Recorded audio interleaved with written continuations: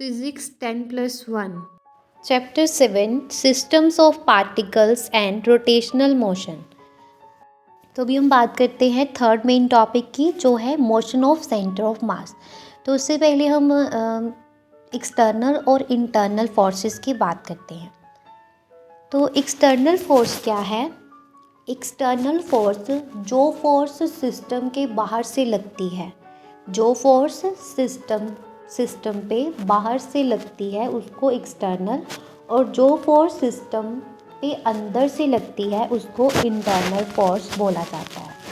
तो total mass of A system of particles times the acceleration of its centre of mass is the vector sum of all the forces acting on a system of particles। Clear है? तो क्या बोला इसने कि total mass of A system of particles times the acceleration of its centre of मास। जब acceleration का time हो its centre of mass, तो ये क्या होता है? वेक्टर सम होता है जितनी भी फोर्सेस एक्ट करती हैं सिस्टम ऑफ पार्टिकल्स पे। उसके बाद इसमें आता है कि सेंटर ऑफ मास जो है सिस्टम ऑफ पार्टिकल का मूव होता है एज जितने भी मास ऑफ सिस्टम है अगर वो कंसंट्रेटेड थे eight the centre of mass and all external forces were applied at that point.